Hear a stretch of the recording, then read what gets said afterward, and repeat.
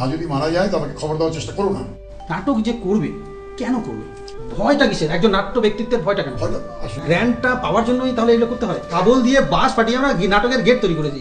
শিশু নাটক করার জন্য চাকরি গেছে আমার উপরে, যেন নাটক করতে গিয়ে কোনো সমস্যা তৈরি না হয়। নাটকের শহর বালুরঘাট কেমন আছে এখন? উনি পদ্মশ্রী পাচ্ছেন, কত বছর ধরে এই থিয়েটারটা করছেন, আপনার এখন মোটামুটি এজ কত চলছে? পশ্চিমবঙ্গের বর্ডার লাগোয়া একটি ছোট্ট শহর বালুরঘাট শহর। এই বালুরঘাট শহরকে কিন্তু অন্য নামেও চেনেন সকলে। এই বালুরঘাট শহরকে নাটকের শহর নামেও চেনেন। আজকে আমরা এই নাটকের শহরের একজন বিশিষ্ট নাট্য ব্যক্তিত্বের সঙ্গে আপনাদেরকে পরিচয় করাবো। ইনি নাটক লেখেন, নাটকে অভিনয় করেন এবং নাটক তৈরি করেন। এই মানুষটি কেমন আছেন আজকে, এই মানুষটি এখন কি করছেন, চলুন তো দেখে আসি এবং এনার সম্পর্কে বিস্তারিত জেনে আসি। কাকু নমস্কার। নমস্কার। কাকু কেমন আছেন? চলে যাচ্ছি। আচ্ছা কাকু, চলে যাচ্ছে যখন বললেন তাহলে বলি, আপনার এখন মোটামুটি এজ কত চলছে? 70। আচ্ছা কাকু, আমাদের শহর বালুরঘাট শহরকে তো সকলে নাটকের শহর করলে, আর এই নাটকের শহরটাকে এই নাটকের শহর বলার জন্য যারা এই নিরলস চেষ্টা করে চলেছে তার মধ্যে আপনি একজন। আচ্ছা কাকু, আপনি কত বছর ধরে এই থিয়েটারটা করছেন?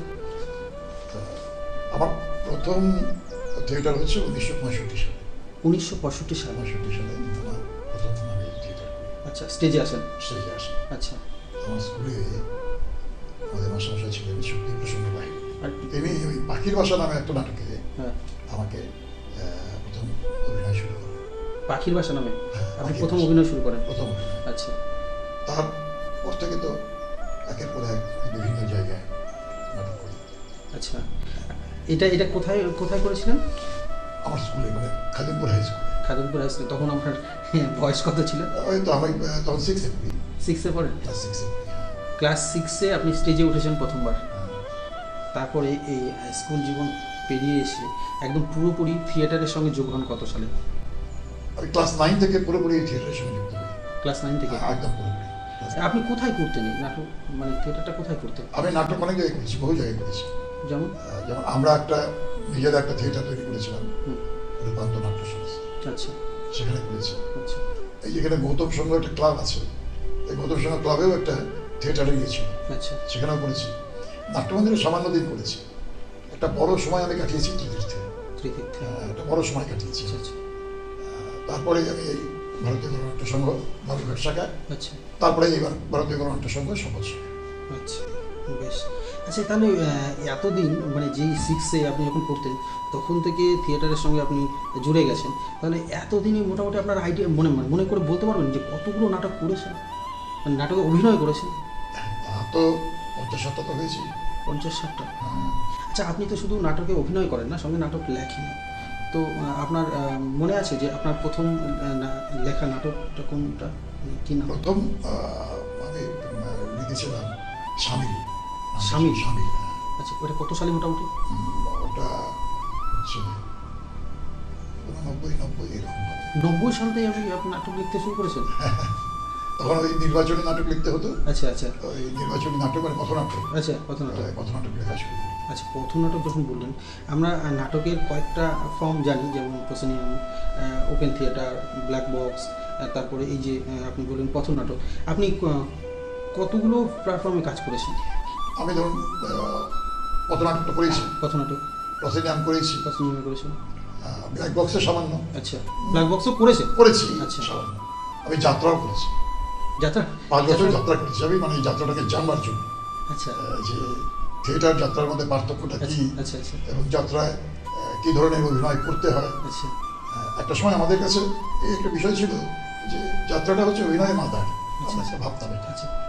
তো সেটা জানার জন্য আমি যাত্রা করেছি, বছর 5 আমি যাত্রা করেছি। না, অ্যাকচুয়ালি যাত্রা করেছেন তো, তো আমি এই কথাটা বলতেই পারি একটু, যে থিয়েটার যারা করে তারা তো আমাদের এদিককার সেই এরকম প্রফেশনাল তো কখনোই হতে হয় না, বা হওয়ার জায়গা নেই। কলকাতা বা বাইরের শহরগুলোতে আছে। তো আপনি যখন যাত্রা করেছিলেন তাহলে সেটা কিসের জন্য, মানে নিজের ভালোবাসা থেকে নাকি অন্য কোনো? ভালোবাসা, একদম যে ভালোবাসা ছিল তা বলা যায় না। আমি এটাই জানার জন্য, শেখার জন্য, আচ্ছা আচ্ছা, যে যাত্রাটা কিভাবে হয়, মানে কিভাবে অভিনয় বা যাত্রার পরিবেশটা একটা কি। আচ্ছা। আর একটা ব্যাপার ছিল যে আমাকে একটা খুব আঘাত করতো নিজের কাছে, যে বলা হতো যাত্রা করে ফাত্রা হতো। আচ্ছা আচ্ছা আচ্ছা আচ্ছা এই যে কথাটা বলা হতো, কেন এই কথাটা বলা হয়? আচ্ছা। যাত্রা করে ভাত্রা লোকে। হ্যাঁ, যাত্রার ভেতরে কিছু কিছু খারাপ জিনিস রয়েছে আচ্ছা যেগুলো আমাদের চরিত্রের সঙ্গে মেলে না, আচ্ছা বা যেগুলো আমরা সত্যি মানে কি বলবো যে অ্যাডপ্ট করতে পারি না। আচ্ছা আচ্ছা তো ভেতরে ভেতরে অনেকগুলো কাজ করে। আচ্ছা আচ্ছা যাত্রাতে আপনি ক্যারেক্টার কি কোনো পার্টিকুলার কোনো ক্যারেক্টার করতেন, নাকি যেটা সামনে আসতো সেটাই? বলছি ক্যারেক্টারাইজ যেটা বিষয়টা, যে ক্যারেক্টার আপনাকে যে এই ধরনের নেগেটিভ ক্যারেক্টার বা পজিটিভ ক্যারেক্টার, হ্যাঁ, দুই ধরনের মানে ক্যারেক্টারই করতে হবে। মানে যেটাই দেওয়া হোক আমি সেটাই করবো, সেটাই করবো। কোনো ব্যাপার নেই। না, না, আমি সেটা কোনো সব ব্যাপার কিছু নেই। থেকেই নিজের একটু সংগ্রহ করবো, যে জ্ঞানটা, যে যাত্রা কী ধরনের বা কীভাবে হয়, এই একটা চিন্তা ভাবনা ছিল সবসময়। একটা ছিল আমার। আচ্ছা, তাহলে আপনি থিয়েটারটা করেছেন বলেন, ব্ল্যাক বক্সে পথনাটক করেছেন, যাত্রা করেছেন, আর কি কি করেছেন? আবৃত্তি করতাম একসময়, ভীষণভাবে আবৃত্তি করতাম। আচ্ছা আচ্ছা মানে আমি বছর 4 আগেও করেছি। আচ্ছা আমার গলাটা অপারেশন হওয়ার পর থেকে আর আবৃত্তি আর করতে পারি না। আচ্ছা। আমি আর আবৃত্তি করি না। ওই আবৃত্তিটা করেছি আর কি। কিন্তু নাটকে তো আপনাকে গান করতেও দেখেছি। সেটা মানে ওটা গান ঠিক বলা চলে না। আচ্ছা। আমি তো মানে নাটকে গান করতে গেলে গ্রামারটা দরকার হয়, ব্যাকরণটা দরকার হয়, আচ্ছা। গানটা শেখার দরকার হয়। আচ্ছা। আমি তো গান শিখিনি। না। এখন ঘটনা হচ্ছে নাটকের প্রয়োজনে আমি গানটা করেছি। কিন্তু আমি গান করেছেন আপনি? আমি হ্যাঁ, গান করেছি, নাটকের প্রয়োজনে গান আমি করেছি। আচ্ছা, সেটা প্রয়োজনের তাগিদে। কিন্তু ভালো লেগেছে? সেটা বোধ হয় কোনো ভালো লেগেছে না খারাপ লেগেছে। একদমই ভালো লেগেছে, আর ভালো লেগেছে জন্যই মানুষের এত ভালোবাসা আপনাদের প্রতি আছে। আর আচ্ছা কাকু, আপনি বললেন 6 থেকে শুরু করেছেন, এখন অবধি করছেন, এখন অবধি লাস্ট নাটক কোনটা আপনার, যেটাতে অভিনয় করেছেন? এই আমরা যেটা করলাম হুম। সর্বশেষ ওই রবি ঠাকুরের পাশের দেশটাকে, ওটা তো নৃত্যনাট্য বা বাকি নাট্য হিসেবে ইয়ে করা হয়, ওটাকে ড্রামাটাইজ করলাম। আচ্ছা। ড্রামাটাইজ করে আমি এটা কত সালে? এই তো 26-এ? 26 করেছি। 26-এ করেছেন? হ্যাঁ, অভিনয় করেছেন? হ্যাঁ। আচ্ছা, আপনি নাটক যেটা দেখেছি আপনার, একক নাটকও দেখেছি, একাঙ্ক নাটকও দেখেছি। আপনি কোন কোন ইয়ে করেছেন, মানে কতগুলো নাটকে করেছেন? একাঙ্ক, 2 অঙ্ক বা একক নাটক যেগুলো হয়? একক নাটক গোটা 5 করেছি, খুব বেশি করিনি আমি। আচ্ছা। গোটা 5 করেছি। এখন তো একাঙ্ক পরবর্তীকালে তো বুঝলাম যে একাঙ্ক বলে কিছু হয় না। আচ্ছা। আসলে ছোট নাটক, বড় নাটক। হুম হুম হুম। ছোট নাটক অনেক করেছি। আচ্ছা ছোট নাটক অনেকে করেছি। আচ্ছা, এই যে আপনি যে নাটকের জগতে অনেক দিন ধরে, একটা দীর্ঘ সময় ধরে কাজ করছেন বা অভিনয় করেছেন, বা নাটকটা নিয়ে চর্চা করেছেন, নাটকটা নিয়ে মানে একটা রিসার্চ করছেন এত বছর পর্যন্ত এসেও, এখন 2026-এ এসেও আপনি অভিনয় করেছেন স্টেজে, এবং আমরা দেখেছি, লক্ষ্য করেছি যে আপনি মুখ্য চরিত্রে অভিনয় করছেন। তো এই যে একটা দীর্ঘ সময় জার্নিটা, তাতে তো অনেক ঘাত প্রতিঘাত আছে। দুই একটা বলা যাবে এমন কোনো ঘটনা? না, এটা মানে এটা প্রতি মুহূর্তে আমার মধ্যে হয়, একটা যন্ত্রণা আমার মধ্যে আছে। কেমন যন্ত্রণা আছে এই কারণে যে নাটকটা প্রথমত যখন ভাবি যে কেন নাটকটা করছি, তখন একটা যন্ত্রণা কাজ করে। নাটক বলতে আমি যেটা মনে করি সেটা হচ্ছে, নাটক শুধু বিনোদনের জিনিস নয়, একদমই তাই, বিনোদনের বস্তু নয় নাটকটা। একদম একদম। প্রথমত নাটকটা একটা সমাজকে পরিবর্তন করবার একটা বড় হাতিয়ার। আচ্ছা আচ্ছা আচ্ছা আচ্ছা। এই পরিবর্তন করার ক্ষেত্রে নাটক মানে করা, এটা সর্বক্ষেত্রে হয়ে উঠছে না, পারছি না। কেন পারছি না? অনেকগুলো কারণ আছে। প্রথম কারণ হচ্ছে যে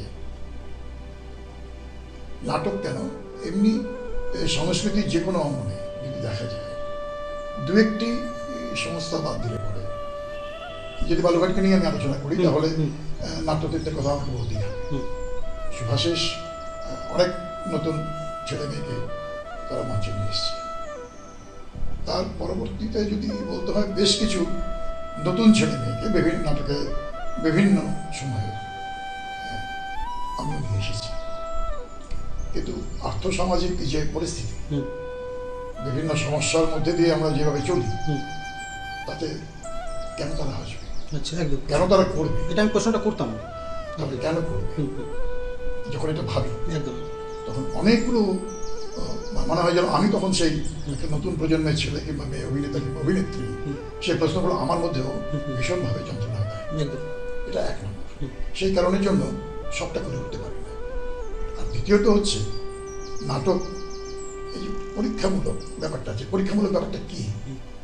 আমি মনে করি পরীক্ষামূলক ব্যাপারটা হচ্ছে যে সমস্ত অভিনেতাকে সমস্ত জায়গায় তাকে যদি আমি রিপ্লেস করতে পারি তাহলে হয়তো আমি সাকসেস হতে পারি, কিন্তু সেটা পারি না।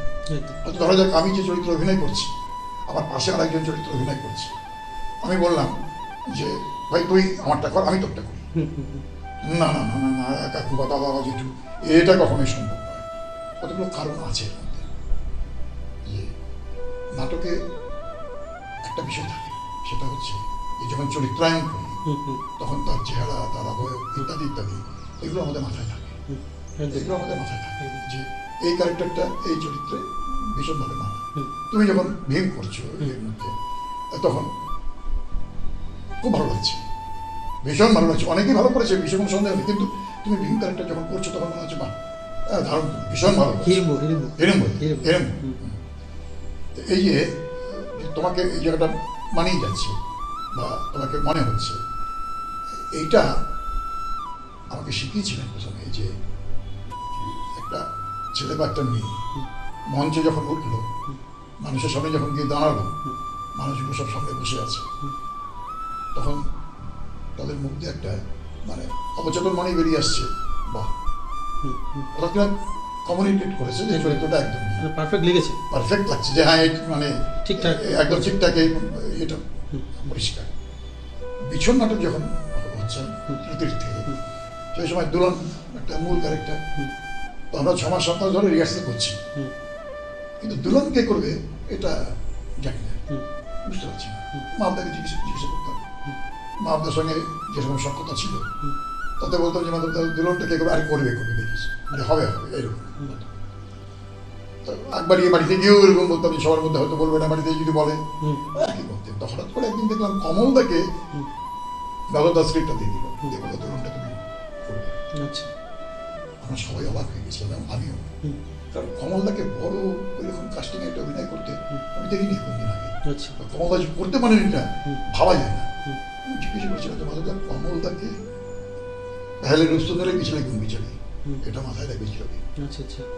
একদম একদম এই বিষয়টা আমি যখন কাজ করি বা ইয়ে করি, এটা বারবার করে আমার মাথার মধ্যে কাজ করে। বা ওই মানুষজন মনে হয় মাধবদার সামনে দাঁড়িয়ে বসে বলছেন আমাকে তাহলে রুস্তদারে পিছনে গুণ বিচারি, এটাকে মাথায় রাখবি, এটা মনে পড়ে।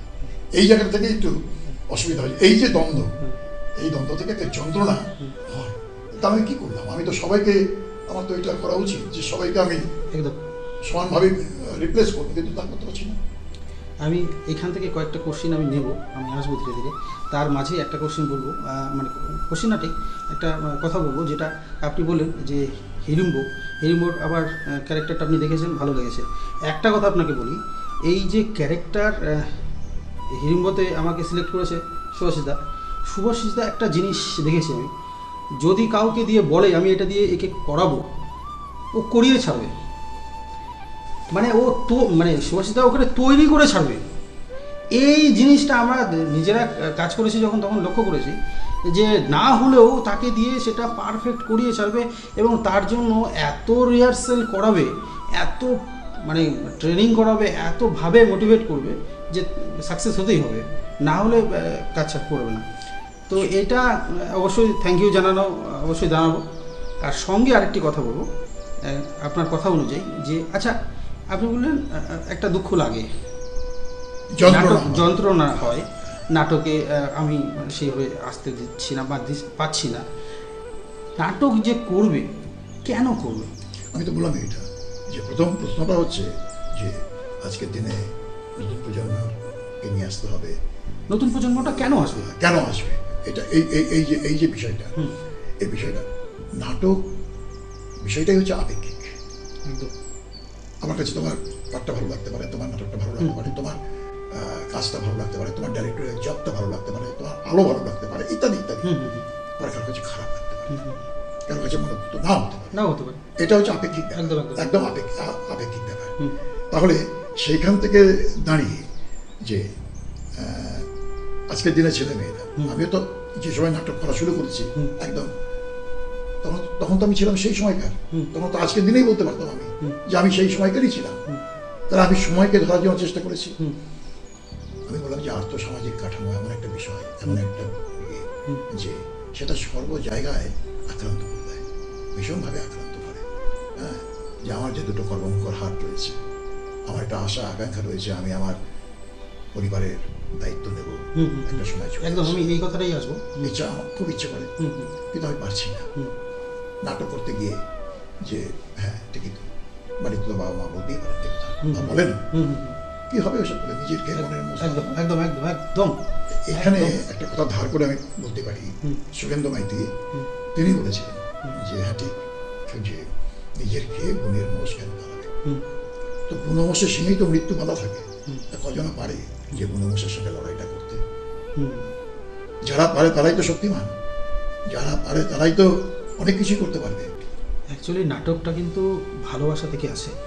আমাদের এই মফস্বল শহরে দেখো ভালোবাসাটা কিন্তু, এই যে ভালোবাসাটা, সুরজিৎ সরি শুভাশিস এই ভালোবাসাটা আনতে পেরেছে, আমি আনতে পারিনি সবার মধ্যে।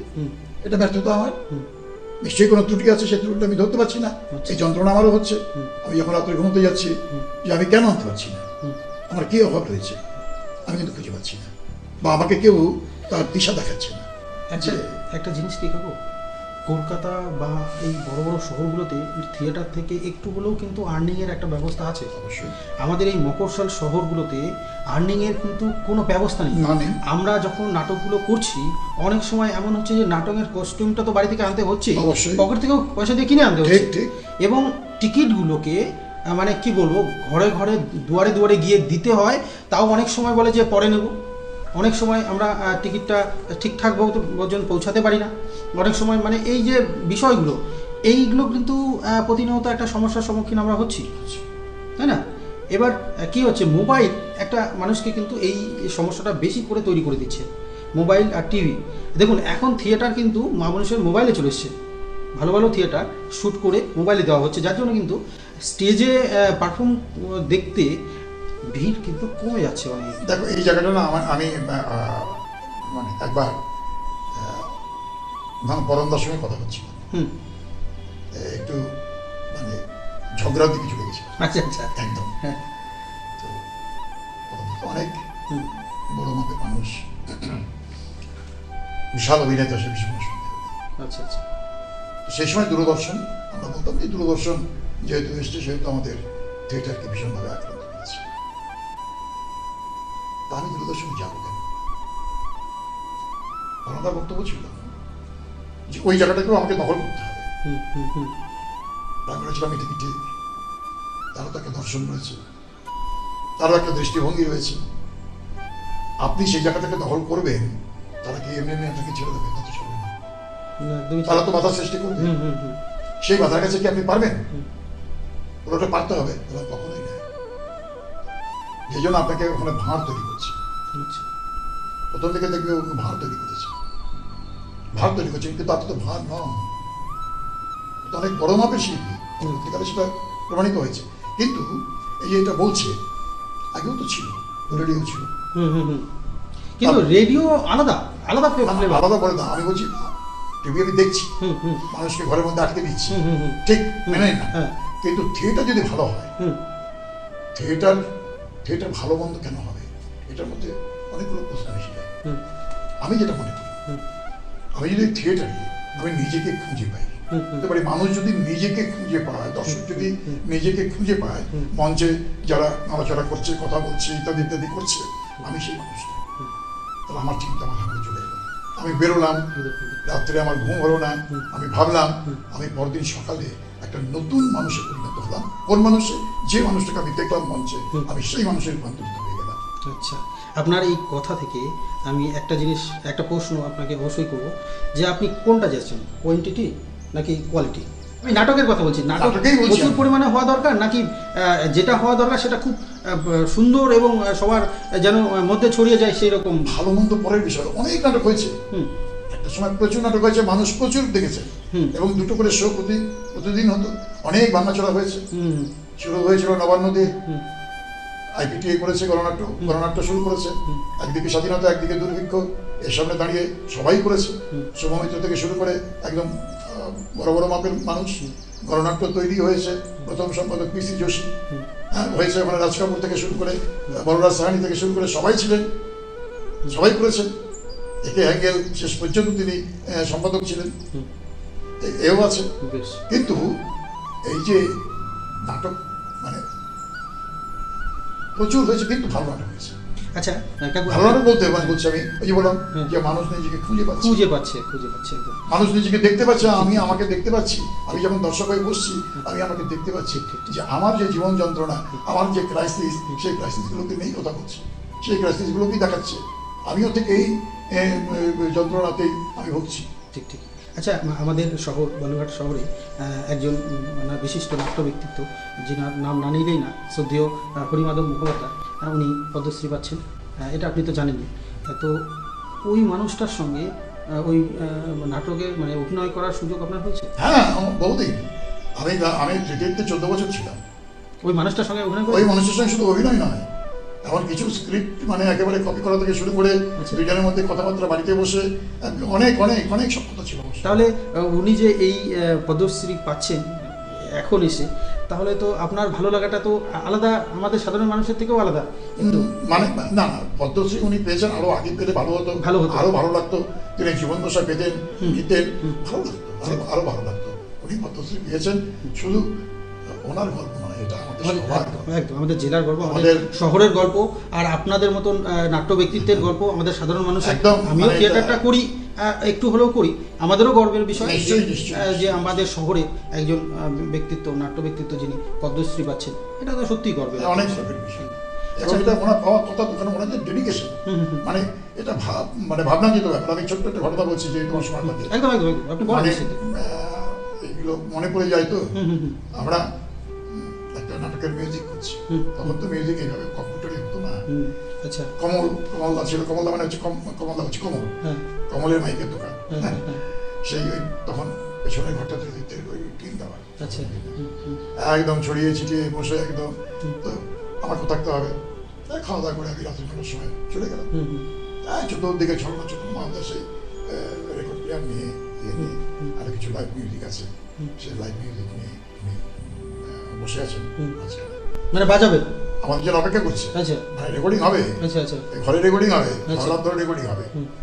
ভালো কথা, শুরু হলো রেকর্ডিং, রেকর্ডিং হচ্ছে, হতে হতে রাত্রে প্রায় 1:30 2টার দিকে। তারপর একটু বাড়ি যাবে 1:30 2টার দিকে? হ্যাঁ। আচ্ছা।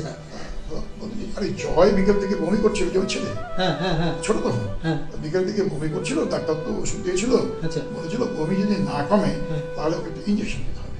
আচ্ছা যাতে দেখে তো কি খবর, আমি গেলাম, গিয়ে দেখি বৌদি ওখানে বসে আছে, লাইটটা চলছে। হ্যাঁ। গেলাম, বৌদি জয়ের খবর কি? কি না রে, ও তো বমি করেই যাচ্ছে। ডাক্তার মানে ভুলেই গেছে? ভুলে গেছে। এবার আমি গিয়ে বললাম যে এরকম তো বমি করেই যাচ্ছে, হুম তুই এক কাজ কর, তুই একটু রানার বাড়িতে যা। হুম। বাপ্পা দাদা তখন 1:30 বাজে? 1:30 বেজে গেছে, আচ্ছা রানার বাড়িতে যা। হ্যাঁ। সাইকেলে চলে গেলাম রানা বাড়িতে। রানা বাড়িতে গিয়ে বললাম এই ব্যাপার, তোমাকে ইঞ্জেকশনটা করতে হবে, জয়ের এই হয়েছে। তাই নাকি? হ্যাঁ। সঙ্গে সঙ্গে সাইকেল আমার সঙ্গে সঙ্গে চলে আসে, ট্রেনটা না রেখে চলে গেল সোজা বাড়িতে। বাড়িতে গিয়ে ওকে ওই ইঞ্জেকশন দেখে নিয়ে ওকে ইঞ্জেকশন পুশ করে তারপরে ট্রেনটিতে এসেছি। রাত 2টা বেজে গেছে তখন। আচ্ছা রানাদা খুব মজার লোক ছিল। এই যে বাবু খালি নাটক করলে হবে নাকি, একটু ছেলের দিকে দেখা দরকার তো, এগুলো কি ব্যাপার, থামতো বলে জ্ঞান দিস না, ইঞ্জেকশন করে এলি, হ্যাঁ করেছে, যাবে চলে যা। হ্যাঁ, তো তার কোনো পর্যন্ত বাড়ি চলে যায়, ইঞ্জেকশন করে দিয়েছি, তোর কাজ শেষ। এই যে মানুষটা একটা বাচ্চা ছিল, মানে এতটাই বিভোর হয়ে গেছেন যে বাড়িতে অসুস্থ বাচ্চা বমি করছে, সেই কথাটা ভুলে গেছে বের মানুষ। আমরা কবিতা নাটক করতে গেছি, মালদার মা ভীষণ খারাপ অবস্থা, ভীষণ। আচ্ছা আপনারা কলকাতা যাচ্ছেন তখন? যাবো। আচ্ছা ভাবতে গাড়ি করেছিল, গাড়িটা এদিক দিয়ে এদিকে আসে। হুম তখন তো ত্রিবেণী গাড়ি, ওই রাজকৃষ্ণ পারমেশ্বর সভা, হুম। ওই গাড়ি ছিল আমাদের পার্মানেন্ট গাড়ি। হুম। আর ওই ড্রাইভার ছিল ধলুদা, হুম। ধলুদাও পার্মানেন্ট, ধলুদা অভিনয় করতো। আচ্ছা আরে ক্যারেক্টার শর্ট করলে ঢুকে দাও ওই আর কি, ওই দেবাংশের মধ্যে হয়তো ইয়ে হচ্ছে, হ্যাঁ। ভিড়ভাট্টার মধ্যে হ্যাঁ। করতে করতে বাহ, বাহ, বাহ, বাহ। ধলুদাকে ঢুকিয়ে দিল, বেশ, ধলুদা ঢুকে বেশ। গেল, এইরকম ছিল। হুম। তো ডাক্তার বলছেন যে আপনার বাড়ি না যাওয়াই ভালো, হুম হুম হুম। খুবই ভালো। আচ্ছা আমরা রওনা হওয়ার সময় চলুন, হুম। গাড়ি চলে এসছে। হুম। আপনার ওদিকে বললো যে শোনো, মা যদি মারা যায় হুম। আমাকে কোনো খবরটা বলতে দেওয়ার চেষ্টা করবে না, খালি বেরোনিটা বাড়ি থেকে বেরোনোর সময় এই কথাটা বলছে? স্ত্রীকে বলছি, মা যদি মারা যায় তো আমাকে খবর দেওয়ার চেষ্টা করো না, ডেড বডিটা রেখে দিও। এনার নামই হচ্ছে শ্রদ্ধেয় হরিমাধব মুখোপাধ্যায়। এই হ্যাঁ, সেটা হচ্ছে কাকু, আপনারা কত দূর দূর বা কোথায় কোথায় গেছেন নাটক করতে? আমি কলকাতা পর্যন্ত গেছি। কলকাতা পর্যন্ত।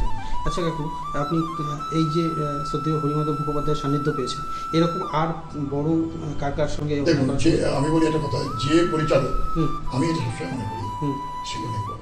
আচ্ছা আচ্ছা আমি যখন খালি নাটক করি মানে অভিনয় করি, হুম তখন আমার দায়িত্বটা হুম অভিনয়, পরিচালক কি বলছে সেটাকে মান্যতা দেওয়া। একদম। অন্য অন্য সময় হয়তো তার সঙ্গে আমি আলোচনা করতে পারি যে আছে এই জায়গা বা এই বিষয়টা এরকম না করে এরকম হলে কি হতো না হতো, সেটা অন্য কথা। এরকম যাদের সান্নিধ্য পেয়েছি আমি, যেমন আমি তো ভবেন, আমি অন্তিটেশ্বর নাটক করেছি, কালো মাটির কাটা করেছি একসময়, শুনে মিয়ার কিস্তা করেছি, শোনো আমার কিছু তো অনেকদিন চলে এসেছো। হ্যাঁ, তারপরে ইয়ে করেছি, অমিতাক্ষর করেছি, হ্যাঁ, এই মুচকি মঙ্গল কাব্য, অনেক রূপান্তরে ওই ডিরেক্টর ছিল একটা সময়, ও করেছে, মানে ওর ডিরেকশনে করেছি, ভারতদার ডিরেকশনে করেছি, নারুমিত্র ছিলেন তার ডিরেকশনে করেছি। তো যখন যে ডিরেক্টর সেই আমার বলছি অবিনাশদা, ওই একটা বিশাল ক্যারেক্টার ছিল, নাটক করতাম না কিন্তু নাট্যকর্মী যদি বলা যায়, আচ্ছা উফ, আর নাট্য সংগঠক নাট্যকর্মী, মানে কি বলে যে তাকে বলবো বলা মুশকিল। হ্যাঁ, খোকা খোকা মানে হচ্ছে ভাবদা, আচ্ছা আচ্ছা আচ্ছা ভাব জায়গায় খোকা বলটা। আচ্ছা কিরে খবর কি তো? বলো এই তোর অবিনাশ দা ইয়ে তো শুভ্র তো জুতো সমস্ত ছবিগুলো করে দিয়েছে, আরো গিয়েছিল, আরো গিয়ে এরকম 100 টাকা আর 125 টাকা এই দুটো হাউসে রেট নিয়ে এসছে। নাকটা ফুলে নাক ফুলে 100 টাকা আর 125 টাকা ছাড় এসব। তার মানে আবার কি, তার মানে তাই ছাড়, জুতো লাগবে তো, ছবি দেয়, হ্যাঁ ছবি দিয়ে হ্যাঁ শোন, খারাপ যেন মানে না রবীন্দ্রনাথ, কিন্তু রবীন্দ্রনাথ তোকে যে নাতি হোক তুই ওকে ভাববি না। চলে গেল, হ্যাঁ নেই। পরদিন যথারী ফিরে আসলে আমরা আসছি, ঢুকতেই ঠং ঠাং খুং খাং ঠুং ঢাং এই শব্দ হচ্ছে। কি রে ভাই, হ্যাঁ দেখি 5-7টা মুচিকে বসিয়ে দিয়েছে, হ্যাঁ আর ওই ইয়ে সিটুদার বাড়ি থেকে পুরোনো টায়ার নিয়ে এসছে, হ্যাঁ। সেই টায়ারে জুতো হচ্ছে, মানে ইয়েতে নিয়ে এসছে, ডেকে নিয়ে এসছে, দেখে নিয়ে এসছে, সামনে বানাচ্ছে। সামনে বানাচ্ছে, যা, ওই ছবি দিয়ে ওই সামনে বানাচ্ছে। আচ্ছা কি রে বিনেশ, কি হচ্ছে এটা? হ্যাঁ। ওই তুই কথা বলে তুই ডিরেক্টর করছে, হ্যাঁ তোর কাজ তুই কর, আমার কাজ আমাকে করতে দে। আচ্ছা টায়ারে জুতো, হ্যাঁ। আরে এটা তোরা যে কথা বলবি না, হ্যাঁ ভালো কথা, অভিনয় করে কি কথা বলবি? জুতো তৈরি হয়ে গেল, তার উপরে ভেলভেটে এত সুন্দর করলো, আচ্ছা মানে দোকানের কি তৈরি হবে? হয়ে গেল। মনের মধ্যে সেই ছবি, কত পয়সা কমে হ্যাঁ। কত সুন্দর জিনিস হয়ে গেল। এইখান থেকে একটা কথা বলি, আমাদের নাট্যতীর্থে নাট্য ফেস্টিভ্যালে একটা গেট বানানো হবে। তা আমি আছি, মিন্ময় আছে, সুমন আছে, প্রতাপ আছে, সুভাষিতা আছে।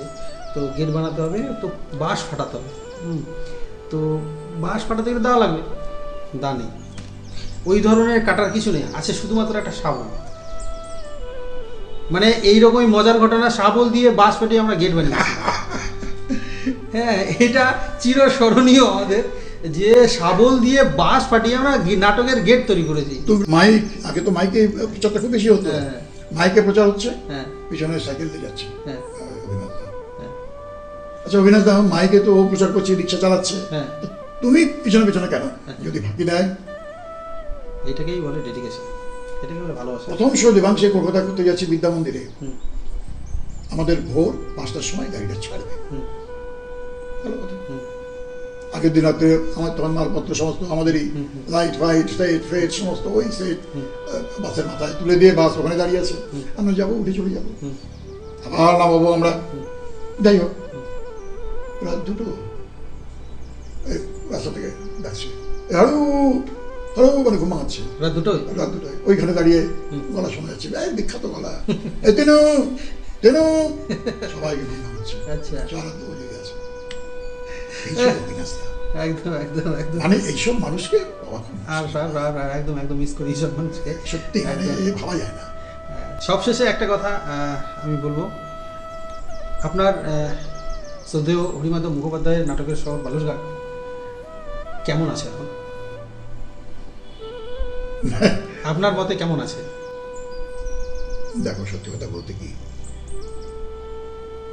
এই যে বললাম যে আমি যেটা বিশ্বাস করি, মানুষ নিজেকে যদি খুঁজে পায় তবে সে নাটকটা সাকসেস, নাটকটা ভালো বলেই মনে করি আমি। এবং সেই মানুষটা আবার দর্শকটা অন্য মানুষের রূপান্তরিত হয়ে যায়, মঞ্চে যা দেখেছি সেই মানুষটা রূপান্তরিত হয় বিভিন্ন কারণে। আজকে যত উপাদান আছে নাটক করার, সেই উপাদানে নাটক করা যাবে না, যাচ্ছে না, অনেকে ভয় পাচ্ছে। ভয় পাওয়ার অনেকগুলো কারণ আছে। এক সময় নীলদর্পণ নীলদর্পণ নাটক করার কেন্দ্র করে দীনবন্ধু মিত্রের চাকরি হয়ে গেছিল, সবই কিছু ইমার্জেন্সি পিরিয়ডে জগন্নাথ করার জন্য চাকরি থেকে সাসপেন্ড হয়েছিল মুখোপাধ্যায়। শিশুপাল নাটক করার জন্য চাকরি গেছে। আচ্ছা, শিশুপাল কৃতিত্ব করেছেন, পুলিশ থেকে এসে বলেছে নাটকটা করবেন না। আমরা তখন রূপান্তর করি, প্রথম পথনাটক করছি আমরা জিওদ্রামের জন্য, এই শঙ্কু ভবেন্দ্র পরিচালনায়। পুলিশ এসে বলেছে ভাই নাটকটা আর করবো না, বন্ধ করে দিয়েছে পুলিশ এসে। সেই অর্থে বন্ধ বলা যাবে না। আচ্ছা, এসে বলা মানে ডাইরেক্ট তো বলা যাচ্ছে না, হ্যাঁ, বুঝে নিতে হবে। হ্যাঁ, বুঝে নিতে হবে। তো সেই নাটক এই প্রতিবাদী, আপনার কথা অনুযায়ী যেটা আমি বুঝতে পারছি যে এটা তো প্রতিবাদী না হলে তো এই না, ধরনের নিশ্চয়ই নাটকগুলো না, আসবে না। নিশ্চয়ই না। তো সেই প্রতিবাদ কি এখন হয়? না, সেটা হচ্ছে না তো। কেন হচ্ছে না? ওই বললাম যে ভয়। কিসের আর তুমি ওই নাটক করতে পারবে কেন? করতে পারবে না। ভয়টা কিসের? একজন নাট্য ব্যক্তিত্বের ভয়টা কেন? ভয়টা আসলে ব্যাপারটা হচ্ছে নাটক, দেখো মূলত নাটক মধ্যবিত্ত অংশে মানুষটাই বেশি করে। মধ্যবিত্তের পিছু টান আছে, পিছু টান আছে, মধ্যবিত্তের পিছু টান আছে। একদম পয়েন্ট। আজকে একটা ছেলে বা একটা মেয়ে ধরো অ্যারেস্ট হয়ে গেল, ধরে নিলাম, তার বিয়ে না যাবে কোনো চাকরি বাকরি কোনো ক্ষেত্রে। স্বাভাবিক কারণে সেটা ভয় পাবে। আচ্ছা আচ্ছা, এই যে ভয় ভীতি বিভিন্নভাবে হয়েছে, এটা কিন্তু শুধুমাত্র এই সময় বলে বলছি না, বিভিন্ন সময় হয়েছে। আচ্ছা, বিভিন্ন সময় হয়েছে, কিন্তু শুধু আজকের দিন বলে নয় বা আজকের সময় কথা বলছি না, কিন্তু বিভিন্ন সময় হয়েছে, আচ্ছা। কম আর বেশি। আচ্ছা, তার মানে এই যে পিছু টান সেটাকে ঠিক রাখার জন্য কিছুটা মানিয়ে নিয়ে কিছুটা ওদের ওইভাবে করতে হচ্ছে, যেটার জন্য আমার উপরে যেন নাটক করতে গিয়ে কোনো সমস্যা তৈরি না হয়। না, মানে ব্যাপারটা হচ্ছে খালি মানিয়ে নিয়ে বলবো আমি এটা করবো না, বহু নাটক হচ্ছে এমন, সেটা রূপকধর্মী করে দেওয়া হচ্ছে। আচ্ছা, রূপকধর্মী করা হচ্ছে। আমি আমার কথাটা বলছি, হুম, এখানে অনেকে বলছেন, আমার এখানে আবার অনেকে বলছে যে না এটা তো একটা ব্যাপার, যে এখানে একটা সূক্ষ্মতার ব্যাপার থেকে যাচ্ছে। হ্যাঁ, সর্বোপরি গ্র্যান্ড ফান ইত্যাদি ইত্যাদি সমস্ত ব্যাপারগুলো আছে, এগুলো তো এমনি এমনি দেবে না। একদম। কেন দেবে?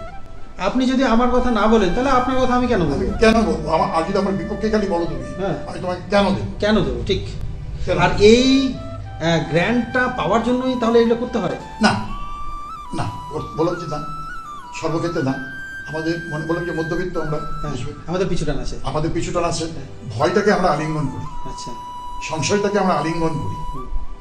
কেউ করে না, কেউ করছে, আবার অনেক বালুরঘাটে কিন্তু এখনো এরকমও দল আছে, আমি সরাসরি নাম বলবো না, অনেকে বুঝে যাবে, যারা এই ভয়টাকে কিন্তু জয় করার চেষ্টা করছে।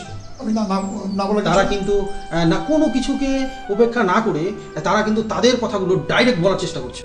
দেখো ডাইরেক্ট আমি বলছি যে ডাইরেক্ট বলি নাটক হবে, ডাইরেক্ট বলতে নাটকের মতো দিয়ে। হ্যাঁ, এবার এই নাটকের যে উপাদানগুলো আছে সেগুলোকে অক্ষুণ্ণ রেখে যদি বলতে পারে, ডাইরেক্ট যদি কোনো বলে, ধরো আজকে শাসকের বিরুদ্ধে আমি কথা বলে যাচ্ছি, ওটা তো পোস্টার টানা হয়ে গেল, তো প্রেসিডেন্ট হলো না, একবার একটা পোস্টার টানা হয়ে গেল।